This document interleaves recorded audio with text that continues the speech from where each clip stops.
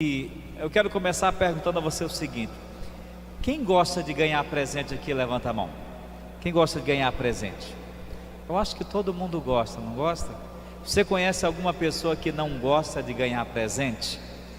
Eu não, pessoalmente não conheço, porque ganhar presente é uma das experiências mais extraordinárias, mais gratificantes, mais empolgantes da vida humana. É tão bom quando a gente recebe um presente dos irmãos. A propósito, a irmã Erotilde está de aniversário hoje, né, irmã Erotilde? E não só ela, mas também a minha sogra também está de aniversário hoje. E a minha sogra ganhou um presente, ganhou um genro, o pastor, não é? Você já deu um presente, já comprou os presentes de Natal, os seus familiares, não é? Comprar presentes, dar presentes é uma experiência muito boa. Eu estou falando isso porque hoje eu quero conversar um pouco com você sobre os presentes, mas os presentes da graça de Deus. Presentes maravilhosos que você precisa tomar posse, que você precisa receber nessa noite, aos quais você precisa tomar posse hoje. Eu quero convidá-lo, portanto, a abrir a palavra de Deus e ficar em pé. Nós vamos abrir no livro de Judas, na carta de Judas, versos 1 e 2. Carta de Judas, versos 1 e 2, está escrito assim. Você pode ler comigo, por favor? Judas, servo de Jesus Cristo e irmão de Tiago, aos que foram chamados, amados por Deus Pai e guardados por Jesus Cristo, misericórdia, paz e amor lhes sejam multiplicadas. Louvado seja Deus. Oremos. Paizinho amado, Deus querido, mais uma vez nós lemos a Tua palavra e nos colocamos perante o Senhor em completa dependência do Teu Espírito, rogando que Ele mesmo venha ministrar sobre nós, sobre nossa vida, sobre o nosso coração neste lugar a Tua palavra, e que esta palavra, Senhor, de poder, essa palavra mais cortante que uma espada de dois gumes, possa nessa noite cair sobre nós com poder e graça, trazendo edificação, trazendo transformação, trazendo libertação aos corações aqui nesta noite. Nós pedimos isso, Senhor, e cremos que o Senhor vai fazer muito mais do que nós pedimos ou pensamos, por causa do Teu amor que opera em nós, em Cristo Jesus. Em nome dEle, nós oramos agradecidos. Amém. Louvado seja Deus. Pode sentar-se.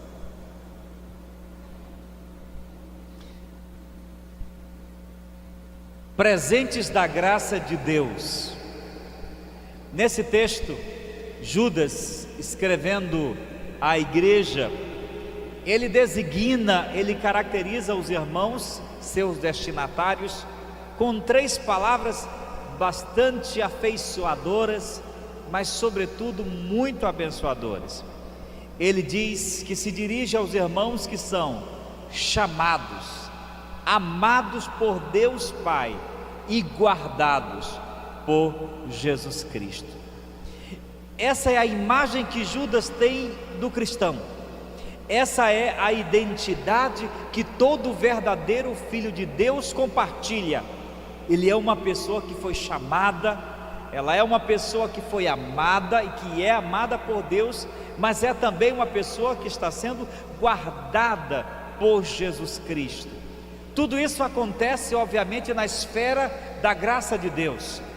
Não somos chamados por méritos, não somos amados por merecimentos e não somos guardados porque somos dignos. Tudo isso é resultado da ação da graça de Deus na nossa vida. Meu querido irmão, minha querida irmã, tudo na vida cristã se deve a esta palavra chamada graça. Graça, como dizia Martim Lutero, ele dizia: os salvos são escolhidos não por seus méritos, mas pela graça do mediador. Steve Lawson diz o seguinte: nada existe a não ser a graça de Deus, andamos sobre ela, nós a respiramos, vivemos e morremos por ela, ela forma os eixos e os encaixes de todo o universo. A graça de Deus é que faz existir tudo que existe, e é a graça de Deus que justifica tanto amor, tanta bondade de Deus para conosco. Mas o que é graça, pastor? O que é graça? Graça é a palavra, vem da palavra grega charis, o substantivo grego que deu a origem à mesma palavra carisma na língua portuguesa, significa favor imerecido. Mas mais do que isso, é favor demonstrado onde há absoluto demérito. Graça é a ação de Deus por nós. Graça são os dons de Deus para conosco. Jamais teremos condições de pagar tudo aquilo que Deus faz a nosso favor. Graça é a mão de Deus estendida para nos tirar do lamaçal do pecado e nos transportar para o reino da luz. Graça é o coração de Deus que, a despeito de todos os nossos pecados, ainda assim se afeiçoa por nós, por sua livre escolha e decisão, e nos oferece perdão. Graça é o poder de Deus que se manifesta, me transformando cada dia na imagem de seu Filho Jesus Cristo. Graça é a dádiva perfeita de Deus em me aceitar como filho, em me tornar seu filho por causa de seu amor por nós. A graça, do começo ao fim, descreve a vida cristã. Fomos salvos pela graça, estamos sendo salvos pela graça, seremos salvos pela graça, somos aceitos por graça, perdoados por graça, estaremos no céu pela graça. Deus age conosco na base de sua infinita misericórdia e compaixão. E nesse texto, especialmente nele, Judas, ao descrever os irmãos a quem ele destinava sua carta, nos mostra claramente três benefícios ou três bênçãos da graça de Deus na minha vida e na sua vida também. Receba esses presentes da graça. O primeiro é: você recebeu um chamado de Deus. Aos que foram chamados. Não há de fato uma outra expressão mais esclarecedora acerca da identidade do cristão, como aquele que foi chamado por Deus, aquele que foi convocado por Deus. Deus tem separado para si um povo exclusivamente seu. E você que é um filho de Deus, você que já confessou a Cristo como seu Senhor e Salvador, você que já é um cristão de verdade, você recebeu um chamado. Mas um chamado para quê, pastor? Primeiramente, você foi chamado para pertencer somente a Deus. Para pertencer somente a Deus. Diga isso para o irmão que está do seu lado, diga para ele assim: irmão, você foi chamado para pertencer somente a Deus. Os crentes a quem Judas se destinava, ou destinava sua carta, sabiam que eles tinham sido chamados para pertencerem somente a Deus. Nós somos escolhidos por Deus antes da fundação do mundo. Por sua livre graça Ele nos escolheu, nos destinou para sermos seus filhos. O mesmo Deus que nos predestinou, Ele também nos chamou, conforme a palavra do apóstolo Paulo em Romanos. Todos aqueles que põem a sua esperança em Jesus, todos aqueles que foram chamados hão de pôr sua esperança em Cristo Jesus, hão de confessá-lo como seu Senhor e Salvador. Você foi chamado para ser somente de Jesus Cristo, somente de Deus. Nada seu deve pertencer ao mundo. Nada que é seu foi feito para pertencer ao pecado. Nada que é seu foi feito para pertencer ao diabo. Jesus disse em João 15,16: não foste vós que me escolhestes a mim, pelo contrário, eu vos escolhi. E Pedro nos diz em 1 Pedro 2,9, vamos ler juntos essa palavra? Diz: vós porém sois raça eleita, sacerdócio real, nação santa, povo de propriedade exclusiva de Deus, a fim de proclamardes as virtudes daquele que vos chamou das trevas para a sua maravilhosa luz. Você foi chamado para ser propriedade exclusiva do Senhor Jesus, amém? Nada seu pertence ao diabo.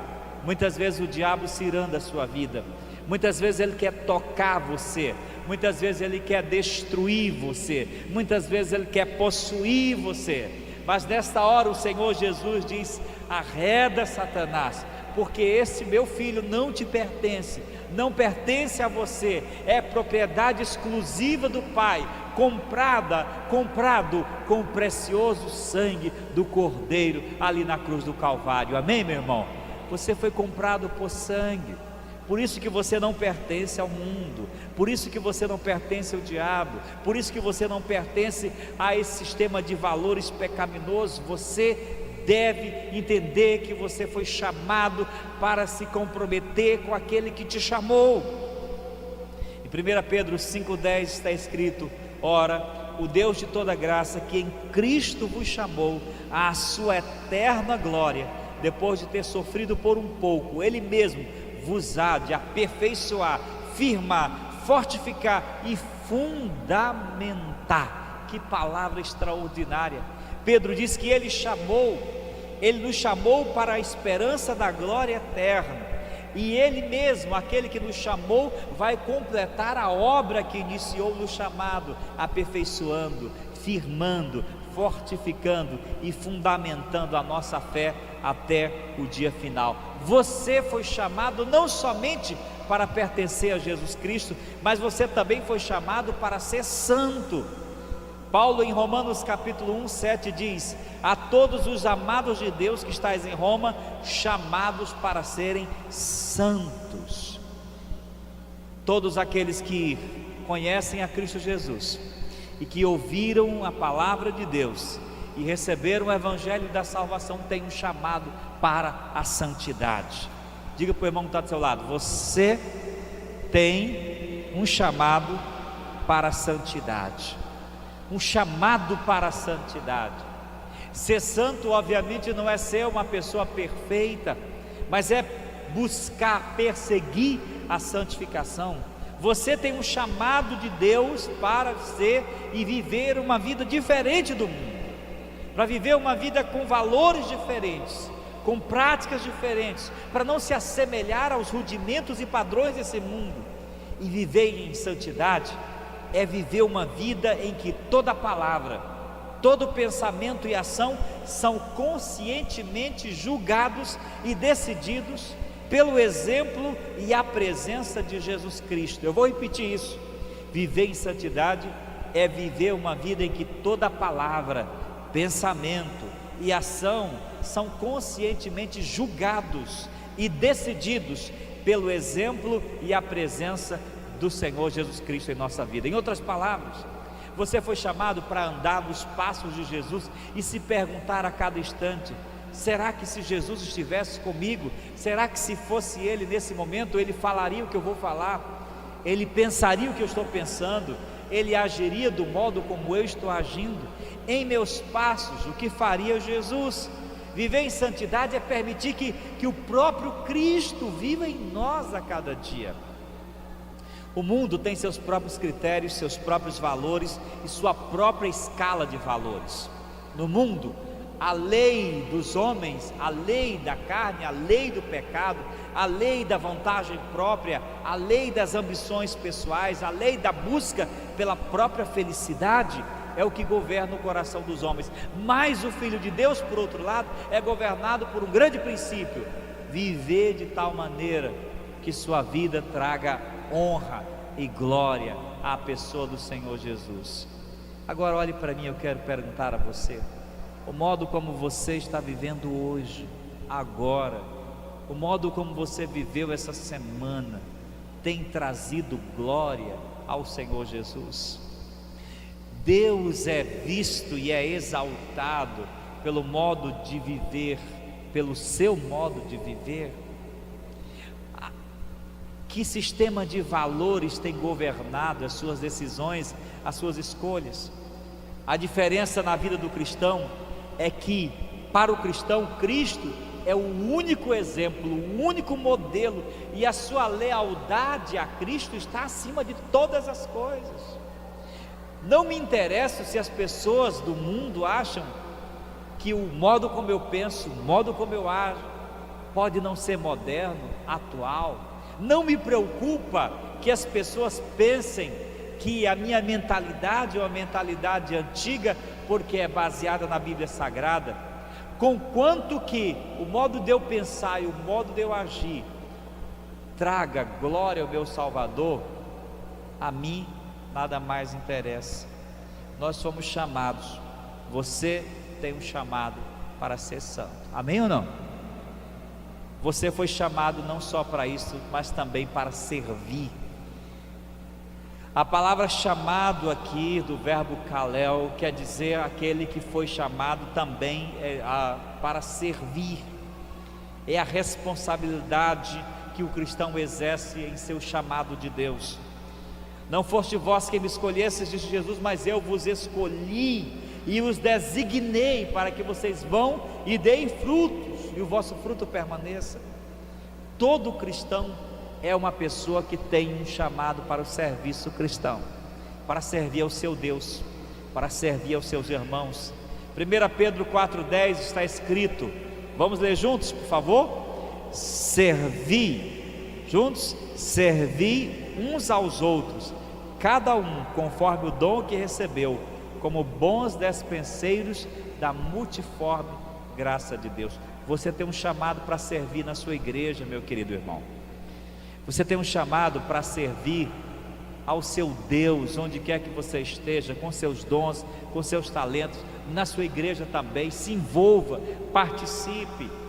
Você tem um chamado para fazer parte do corpo e não apenas assistir o corpo funcionando. Em segundo lugar, Judas também nos diz que um outro presente da graça de Deus é: você está sendo amado por Deus.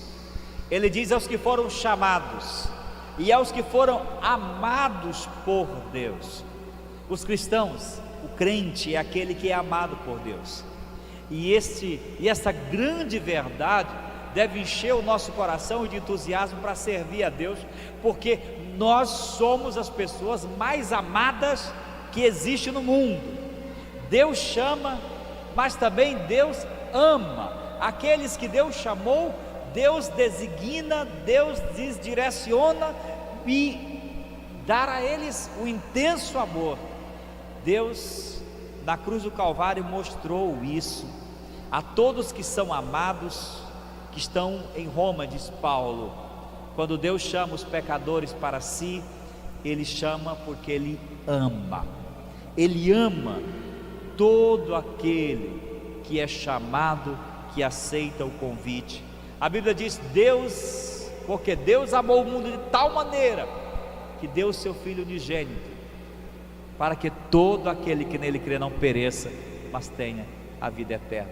Deus ama você. Diga para a pessoa que está do seu lado, diga: Deus ama você. Mais forte, diga para ela: Deus ama você. Deus ama você. Você é amado incondicionalmente por Deus Pai. Deus nos amou desde a eternidade, porque Ele é amor.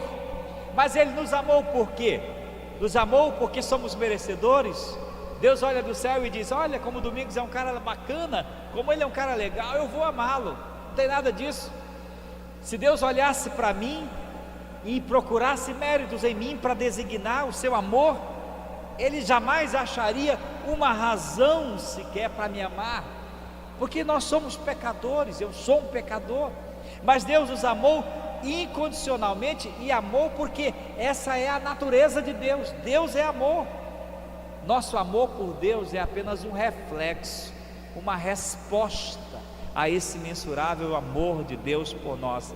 E a cruz do Calvário é a grande evidência, a grande prova do amor de Deus por nós. Se não, veja comigo Romanos capítulo 5, verso 8, leia comigo agora.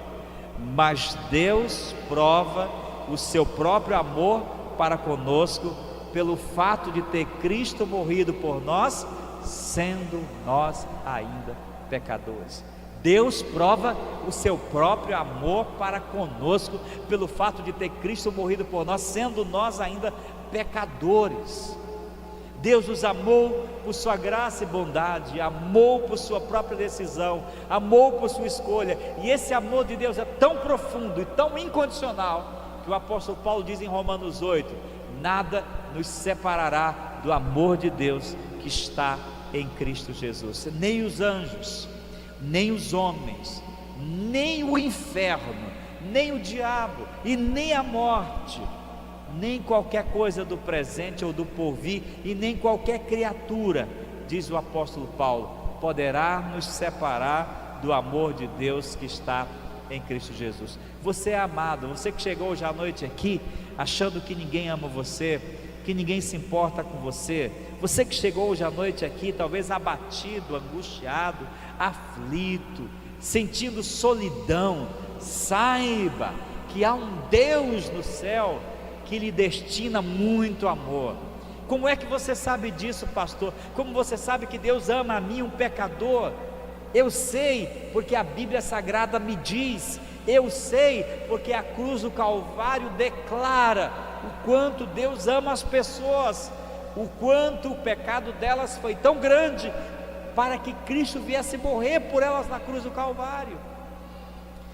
E isso deve trazer alegria ao seu coração. Você é amado, amada por Deus, de modo que muitas vezes a gente nota que muitos cristãos, quando pecam principalmente, se acham abatidos, desanimados, se encontram sem ânimo para viver, achando que Deus não o ama, que Deus não se interessa mais por eles.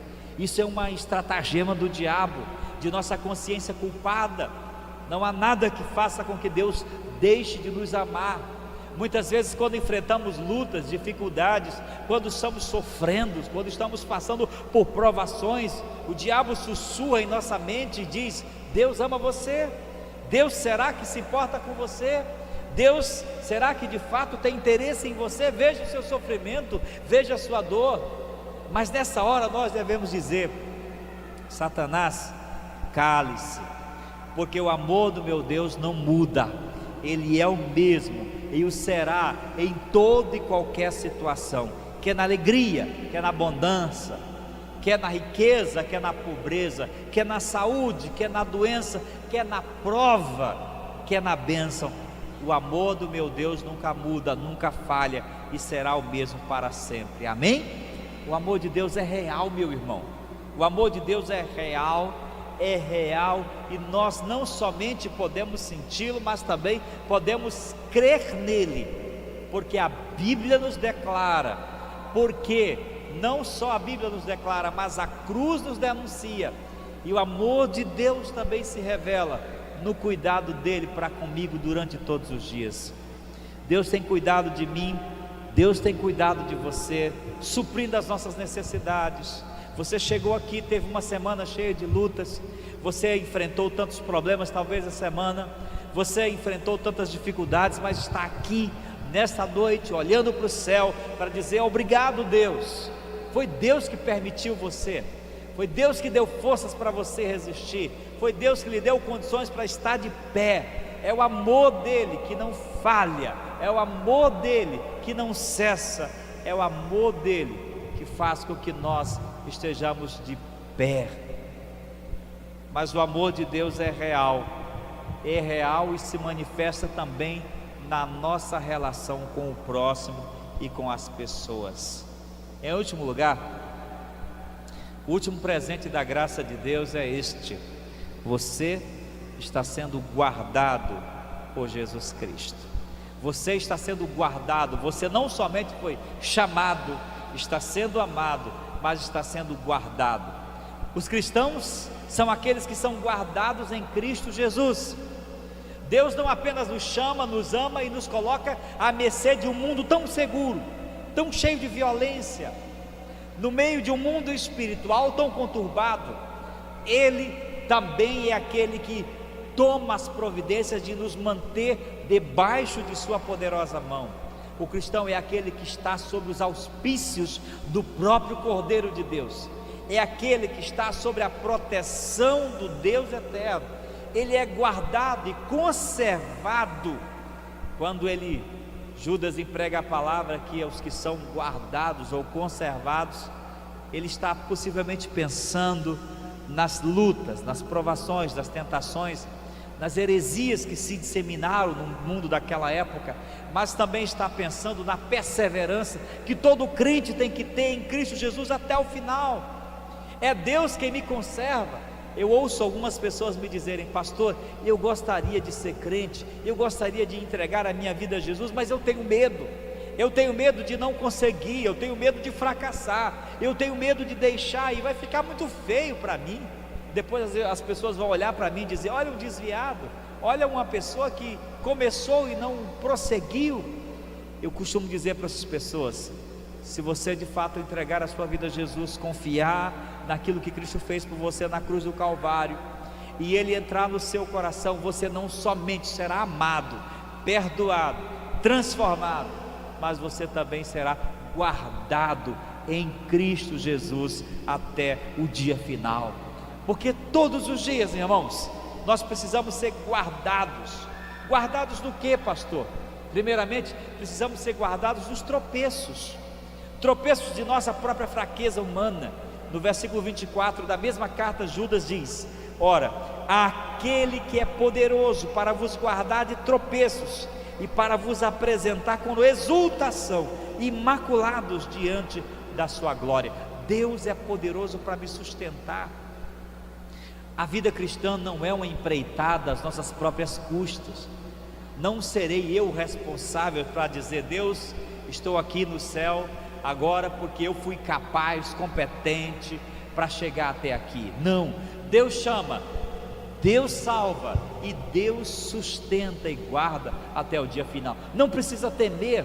Comece hoje sua caminhada com Deus, porque Ele é poderoso para guardar você de tropeços, para guardar você de escorregar, de pecar, para guardar você de não cair nos laços, nas armadilhas do diabo. Aliás, Ele é poderoso também para nos guardar do maligno. 1 João 5,18 está escrito, vamos ler juntos? Sabemos que todo aquele que é nascido de Deus não vive em pecado, antes aquele que nasceu de Deus o guarda, e o maligno não lhe toca. Aquele que é nascido de Deus é guardado por Deus, e o diabo não lhe toca. Muitas vezes o diabo ciranda a minha vida, ciranda a sua vida, para nos afastar de Deus, para encher o nosso coração de incredulidade, para encher o nosso coração de revolta contra Deus e de pecados. Mas o Eterno está com suas mãos sobre a minha vida, sobre a sua vida, poupando a nossa alma e o nosso coração e nos guardando para o grande dia final. E nós somos guardados para quê, pastor? Somos guardados para a glória, para o céu. Paulo diz em 2 Timóteo 1,12: e por isso estou sofrendo essas coisas, todavia não me envergonho, porque eu sei em quem tenho crido, e estou certo de que Ele é poderoso para guardar o meu tesouro até aquele grande dia. Ah, meu querido irmão, o bom pastor Jesus Cristo é quem nos sustenta em suas mãos, e a nossa vida cristã é uma dádiva de Deus. Se só estamos de pé hoje, é por causa de Jesus. Em João 10, ele nos diz no verso 27: as minhas ovelhas ouvem a minha voz, e eu as conheço e elas me seguem, e eu dou a elas a vida eterna, e jamais perecerão, e das minhas mãos ninguém pode arrebatá-las. Deus é que está guardando você. Não pense em um só momento, não confie em um só momento em sua capacidade, em sua força, em sua inteligência, é porque eu sou bom, é porque eu mereço, é porque eu sou vigilante. Não, são as mãos benditas do Salvador que tem sustentado a minha vida e a sua também até o final. Ele é o pastor que nos carrega nos braços quando nós estamos feridos. Ele é o pastor que nos dá ânimo quando as dificuldades roubam as nossas forças. Ele é o Deus que nos dá fortalezas quando nós estamos caídos. Ele ouve o nosso gemido, o nosso chamado. Os cristãos são aqueles que são chamados e jamais estarão sós, jamais serão deixados à mercê do lobo, do devorador. São ovelhas que têm um pastor, são ovelhas que têm um cuidador, são ovelhas que têm um protetor. O cristão é aquele que está sob a proteção de Cristo. Olhe para a pessoa que está do seu lado e diga mais isso: você está sob a proteção de Cristo. Está sob a proteção de Cristo. Jesus está guardando você, Jesus está cuidando de você, Ele está guardando o seu caminhar de tropeços, está guardando o seu caminhar de pecados, está guardando o seu caminhar das investidas do diabo. Ele veio para isso. Eu vim buscar e salvar o que se havia perdido. E aquilo que Jesus faz, Ele faz por completo. Paulo diz: aquele que começou boa obra em vós é fiel para completá-la. Isso é a graça que nos apanha como nós estávamos, pecadores, alienados, afastados de Deus. Essa é a graça de Deus, é o favor de Deus, que nos apanha como estávamos, perdidos, sem rumo, sem direção. É a graça que nos atrai, que nos chama a Deus, que põe no nosso coração um amor pelo Senhor. Mas é a graça também que se manifesta em amor, em bondade, em cuidado, em misericórdia todos os dias. E é a graça que nos prepara para ver a glória final. Eu quero perguntar a você hoje à noite: você já recebeu esses presentes da graça de Deus? Você já foi chamado por Deus? Você já recebeu esse chamado de Deus? Você já atendeu ao chamado de Deus para a sua vida?